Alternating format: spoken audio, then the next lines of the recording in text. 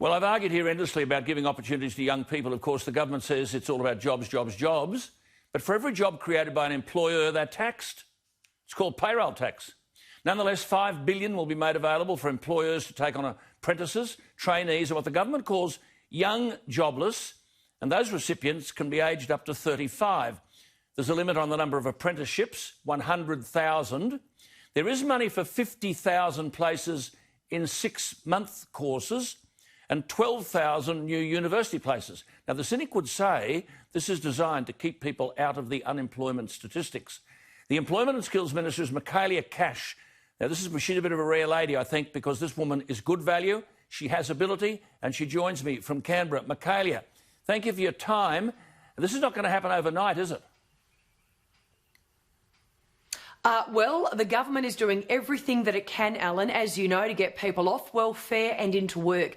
And in fact, in the last 3 months alone, June, July and August, we've actually seen 458,000 jobs return. So half of the people who lost their jobs as a result of COVID-19 have returned to the workforce. So, you know, I have great faith in Australian employers. Lift restrictions, and I've just heard that conversation you had with Catherine. Lift those restrictions, and guess what? Yes, businesses, good on you. They'll open their doors and people will return to work. Because, you know, Alan, this is not something that employers wanted. They didn't make the decision to close down. No. We have a global pandemic, and for health reasons, we had to close businesses down. Not sure about that. But now you can, you know. I'm not sure about that. Well, you and I can disagree. We can disagree on that. But you know, with the easing of restrictions, we only listened to the experts that suited us, and we didn't listen to world authorities who said lockdowns won't work. But that's a battle that has already been lost. I just want to ask you this. These payments of apprentices are available to all businesses or group training organisations that hire an apprentice between last Monday and September 30 next year, 100,000. What do you know about businesses' willingness to take up the offer? Oh, this is something that businesses have been asking for some time. As you know, Alan, an apprentice in their first year, they're not the most productive person. However, we need as a government to ensure that you have that skilled pipeline going forward. And so what we've said to businesses is 100,000 new apprentices and traineeships as of last Monday. Sign up and we will give you a 50% wage subsidy. Okay, now where does this fit in with the announcement earlier this year that you said, and I interviewed you at the time, you were going to support 90,000 employers and keep 180,000 apprentices in work? Has that happened? Absolutely. OK, so that is our $2.8 billion supporting apprentices and trainees. So in the first instance, our role as a government was to keep apprentices and trainees on the job. We didn't want them losing their roles as a result of COVID, so we put in place that wage subsidy.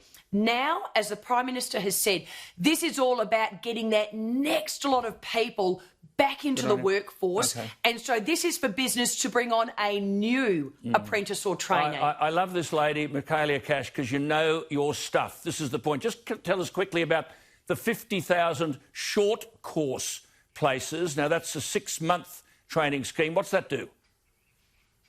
That's exactly right. So, Alan, what we do know is that short courses now are so important for people who just want to upskill or reskill to get into another job. And so short courses enable them to do just that. A quick short course, upskill, reskill, and move either up in their own workplace or alternatively into another job just by picking up 1 or 2 skill sets. But some of those courses can cost $2,400 and you're covering 50%.